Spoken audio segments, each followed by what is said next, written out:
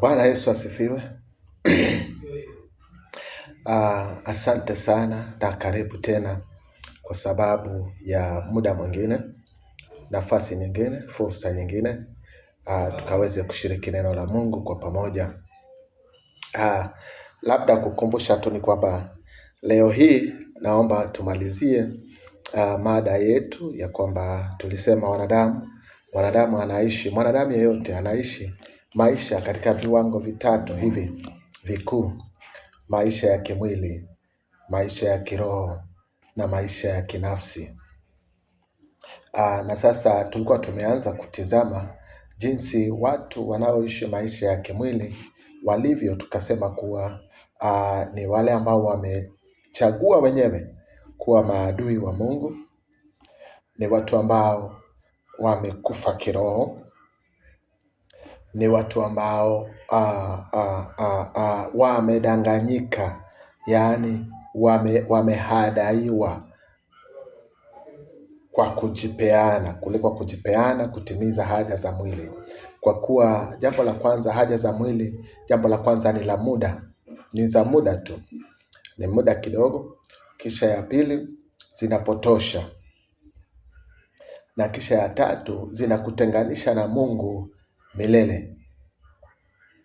That zinaweza kutenganisha na Mungu milele, kwa kuwa watu wengi wamekufa katika raha. Na ndio maana unaona watu wamependa sana mpaka kiwango kwamba wanaisifia raha ile. Maana unahisi wengine wanasema kama raha inaua, sumu ni ya nini? Haleluya!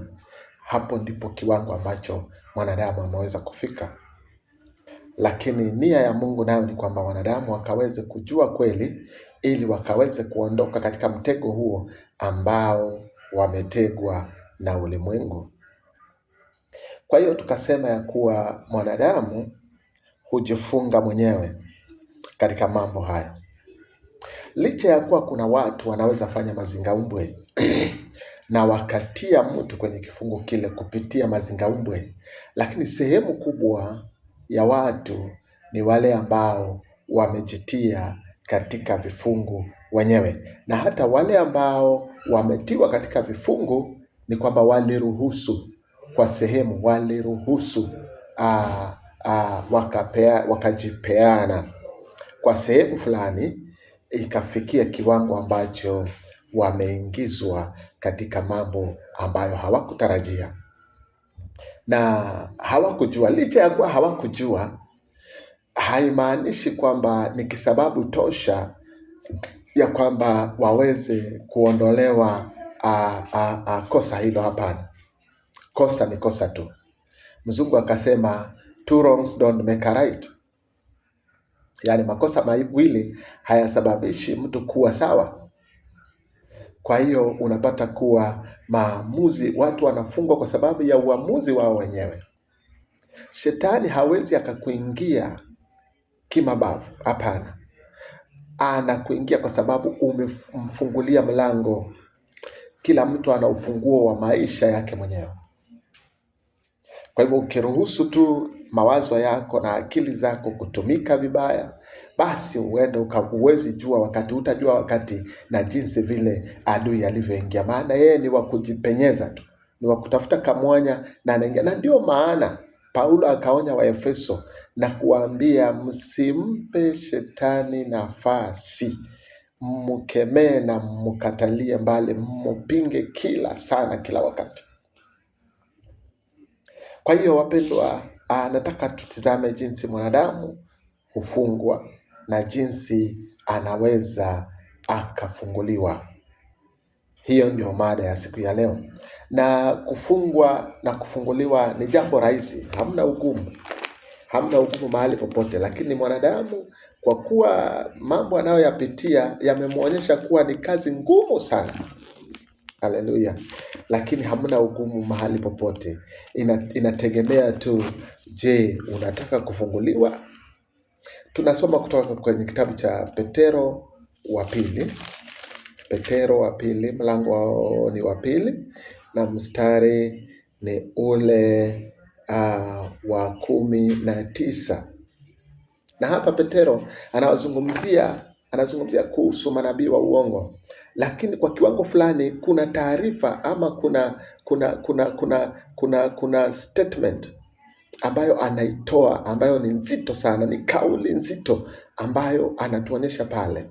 Anasema hivi, wakiwaahidia uhuru wao wenyewe, wakiwaahidia uhuru nao wenyewe ni watumwa wa uharibifu. Maana mtu akishindwa na mtu huwa mtumwa wa mtu yule. Hapa amesema mtu akishindwa na mtu. Kuna tafsiri zingine zinazosema mtu ni mtumwa wa kitu chochote ambacho kimtawala. Maana mambo hayo hutofautiana na tafsiri. Sasa nataka tuchukue hii tafsiri ya pili, kwamba mtu ni mtumwa wa kitu chochote ambacho kinamtawala. Na haya si maneno yangu. Petero mwenyewe akiliandikia kanisa la wakati ule anawaelezea, na haya ni maagizo, anawaelezea kuwa msijiweke chini ya kitu chochote wala mtu yeyote, kwa kuwa mtu yeyote ama kitu chochote mtakachojiweka chini yake kitawatawala. Petero wa pili mlango wa pili mstari wa 20 wa 19. Kwa hiyo ni onyo na ni tahadhari. Kwa hiyo mwanadamu hufungwa kivipi? Mwanadamu hufungwa maana amefungulia adui mlango. Na alifungua namna gani? Mwili huu una hisia 5. Zinaitwa common senses. 5. Ziko 5 kwa jumla. Ya kwanza ni kuhisi. Kila mwanadamu anaweza kuhisi. Mwili huu unahisi, anasikia, ananusa, anaonja na anaweza kuguza. Anaweza kuona. Maana kuna sense ya kuona, kuna ya kunusa, kuna ya kuonja, na kuna ya kusikia, na kuna ya kugusa, yani kuhisi, feeling. So katika hizi 5 ndiyo tamaa ya mwili inajidhihirisha. Na mambo haya huanza tu kama wazo. Ni wazo linamwingia mtu, likishamwingia mtu kisha anafuatilia kile ambacho kimeingia katika mawazo yake, anafuatilia kutimiza ama kutaka kujua ni nini hicho ambacho mwili unasema. Maana mwili huu una tamaa zake, na unapofuatilia tamaa zile unapata ya kwamba ukizifuatilia sana kuna jinsi ambavyo zinapitiliza, na zikishapitiliza unapata zinatawala. Sitaki kuzungumzia tu mambo ya uraibu, ulevi, hapana. Nazungumzia hata eneo la chakula. Watu wengi wamefungwa katika chakula wasijue ya kwamba wamefungika. Na wale ambao wako katika vileo, kuna wale pia bado hawajui wamefungwa katika eneo lile. Na kuna wengine wamejaribu kuacha kwa nguvu zao wenyewe, kwa akili zao, wameshindwa. Na ndiposa walipata kujua ya kwamba kumbe walikuwa wanajifunga ama walifungwa. Niseme hili ya kwamba watu wengi wanajua, yani asilimia kubwa wanajua jinsi walivyojipata katika tatizo, lakini hawajui jinsi wanaweza wakatoka katika tatizo hilo. Watu wengi wanajua jinsi walivyoingia katika dhambi, lakini hawajui jinsi ya kutoka katika dhambi ile. Ni kwa nini? Ni kwa sababu wanategemea nguvu zao wenyewe, wanategemea akili zao, wanategemea mawazo yao. Na mawazo ya mwanadamu hufika mwisho. Nguvu za mwanadamu zina mwisho. Kwa hiyo mwanadamu ni mwenyewe hujitia katika kifungo, licha ya kuwa kuna wale ambao wana uwezo kwa njia ya mazingaumbwe kusababisha watu kuingia katika mambo haya, lakini kiasi kikubwa ni wale walioruhusu, wamefungulia adui mlango na adui akawatawala katika eneo fulani pasi na wao kujua ama kugundua mapema. Wanakuja kugundua wakati muda umeshakwenda, wakati ambapo wanakuta hawawezi rudi nyuma, wakati ambapo wanakuta wanajaribu kuacha na wanashindwa. Hapo ndipo unapata kujua kumbe eneo la kufungiwa kwako ni hapo. Haleluya. Na jinsi ya kutoka katika mambo haya ni namna gani? Ni rahisi jinsi ya vile kama vile ulivyo, ni rahisi kama vile ni rahisi ulivyoingia. Ni ujue tu uliingia kivipi. Na ukishajua uliingia ulijipata kivipi, kwa njia moja unaweza jua jinsi ya kutoka. Lakini nataka tuangalie njia ambayo ni ya kudumu, kule ambako utatoka na usiwahi rudi nyuma kuzitimiza ile haja tena, na ni njia ya kiroho. Kwa hiyo nataka tuangalie njia ya kiroho. Sipuuzili mbali njia nyingine ile, lakini hiyo hata hiyo bado inaacha mlango wazi, maana mwili ni ule ule tu. Wacha niitaje ndiposa nisiwache mlango kitu chochote nje. Ni kwamba mwanadamu ni kiumbe wa maadili, ni kiumbe wa kiakili pia. Kwa hiyo ukijua jinsi ulivyoingia katika ulevi, waweza kujitoa katika ulevi kwa kukataa tu, maana ilianza kama wazo, na ilipoanza kama wazo na ikaendelea ikapandisha viwango, na ukajipata ya kwamba umepata kufungika.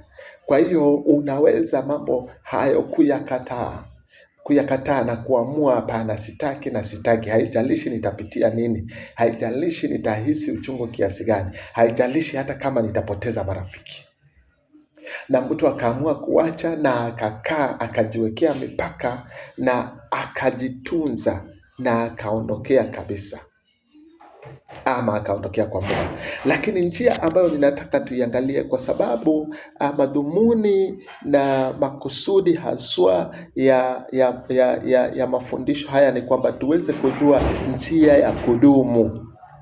Njia ya kudumu ni njia ya Mungu peke yake, ni njia ya neno la Mungu peke yake, maana neno la Mungu ni habari njema. Biblia inasema katika kitabu cha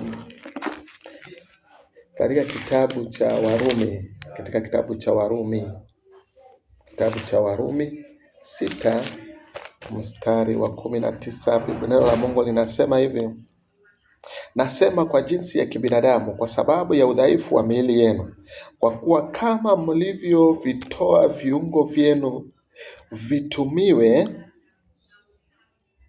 na uchafu na uasi mpate kuasi, vivyo hivyo sasa vitoeni viungo vyenu vitumiwe na haki mpate kutakaswa. Ya kwamba mulitoa miili yenu ikatumika kwa ajili ya uasi na uchafu na ufisadi, jinsi hiyo. Na ndio maana nilitangulia kukwambia kwamba ukijua jinsi ulivyoingia, utaweza kujua jinsi ya kutoka. Kwa hivyo Paulo anarudi kusisitiza pale, anasema jinsi mlivyopeana miili yenu. Sasa tena, maana mlipeana kwa hiari, hamkulazimishwa na mtu. Mlipeana mkijua ama pasi na kujua, lakini neno ni hili ya kwamba mlipeana.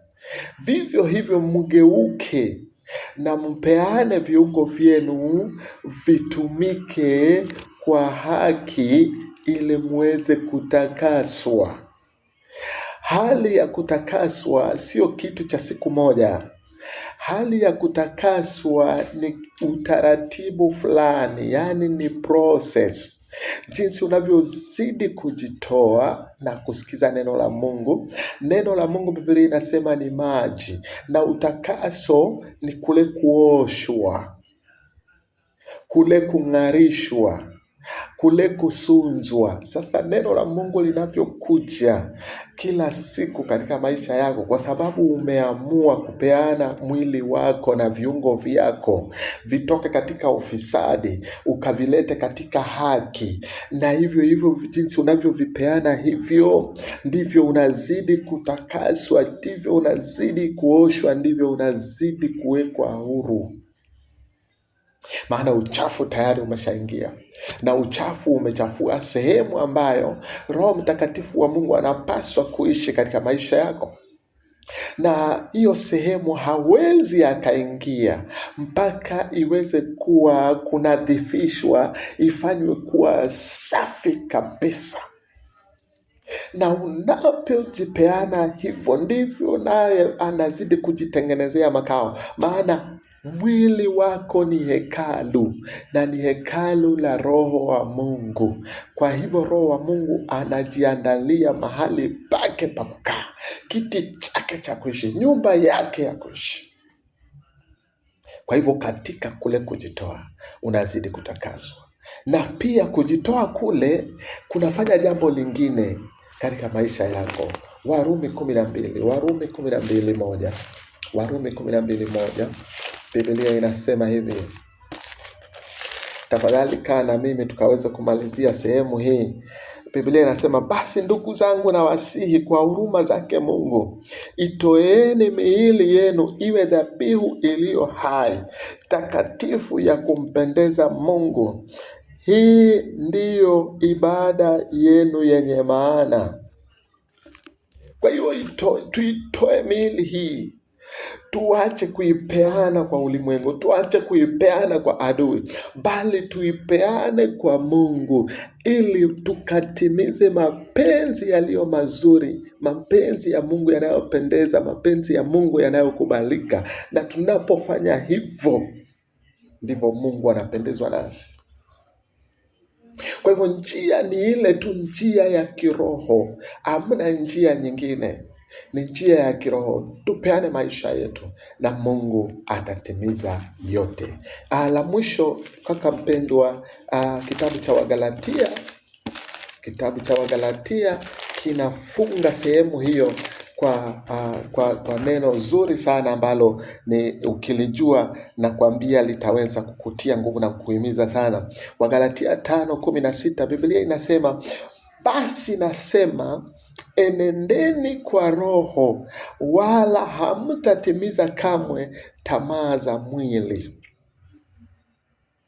Enendeni katika Roho, wala hamtatimiza tamaa za mwili. Ni kwa nini? Ni kwa sababu ukiendelea kusoma hapo chini, Biblia inasema kwa sababu mwili hutamani kushindana na roho, na roho kushindana na mwili, kwa maana hizi zimepingana tangu mwanzo. Yaani kuna vita ndani ya mwili wako, kuna vita ndani ya mwili wa kila mmoja mwanadamu yeyote yule, roho ikitaka kutawala mwili na mwili ukitaka kutawala roho. Sasa hivi ni vita ambavyo hauwezi kuvishinda kwa uwezo wako na kwa akili zako, na ndio maana Paulo anawaambia Wagalatia kwamba timizeni, anawaambia wachaneni na ya mwili tuweze kufuatana na mambo ya kiroho. Na wakati tutazingatia mambo ya kiroho sana, haya ya mwili yatadidimia na yatakufa kifo cha kusahaulika. Kwa hivyo wapendwa, Biblia inasema katika Yohana 14:6, Yesu akasema, mimi ndimi njia, ukweli na uzima. Hakuna mtu awezaye kuja kwa Mungu ila kwa njia yangu. Hakuna njia nyingine ya kukombolewa, hakuna njia nyingine ya kuokolewa, hakuna njia nyingine ya kufunguliwa ila kwa njia ya kumwamini Yesu Kristo peke yake. Kwa maana yeye amelipia dhambi zote za ulimwengu.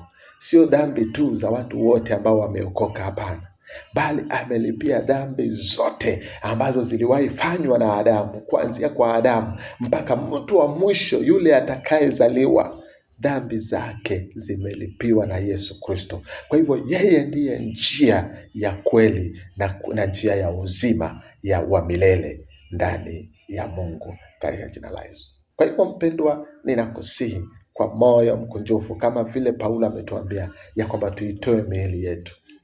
Tuitoe miili yetu. Haitakugharimu kitu, haina hasara, haina majuto na haina kilio. Hiyo ndiyo njia mwafaka na ndio njia ya kipekee na ya kweli na njia halisi na maalum kabisa. Shalom na Mungu akawabariki.